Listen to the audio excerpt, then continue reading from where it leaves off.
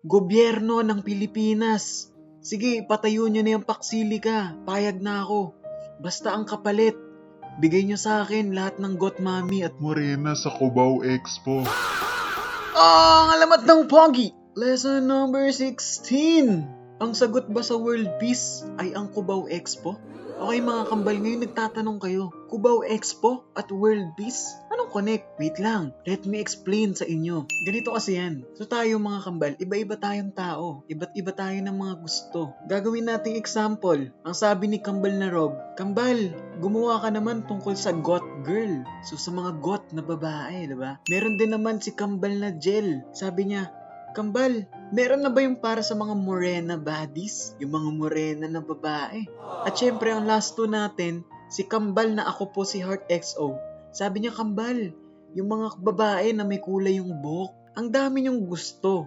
'Di ba? Kumbaga iba-iba tayo ng interest. Which can mean na baka mamaya mag-away-away tayo sa kung sino nga ba talaga ang maganda. Pero mga kambal, okay, the solution to all these problems, the solution to world peace, lahat ng mga type na to, makikita nyo lang sa Cubao Expo. Kaya dito na nagsimula ang bagong scientific discovery by Professor Alamat ng Pogi, the Cubao Expo Phenomena. Okay, ganito kasi yan. Ilalagay ko kayo sa sitwasyon na sumakay ka ng taxi. Sir!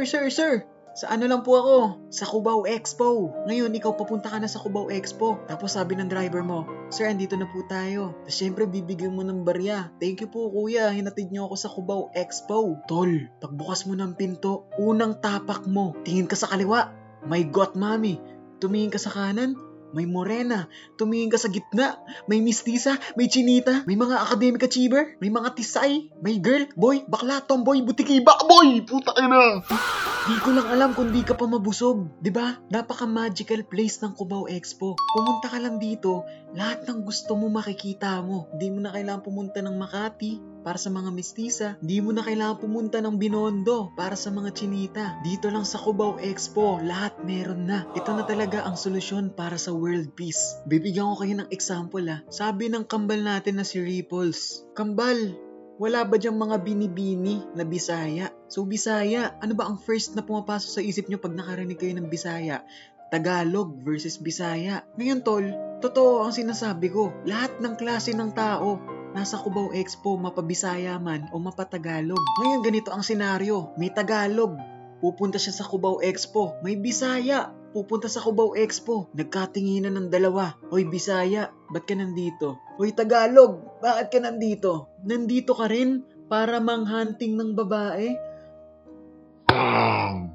And in that moment, nagbati na ang Tagalog at ang Bisaya. World peace, ika nga nila. So sa susunod na nag-away-away tayo mga kambal, sino ba mas maganda? Chinita? Mistisa? Morena? Tol, okay? Punta tayo ng Cubao Expo. Kaya ngayon, napapahanga talaga ako sa magical place na tinatawag nating Cubao Expo, where Tagalog and Bisaya is making peace. Kaya para sa klase natin ngayon, para sa ating lesson number 16, Cubao Expo na ang sagot sa world peace.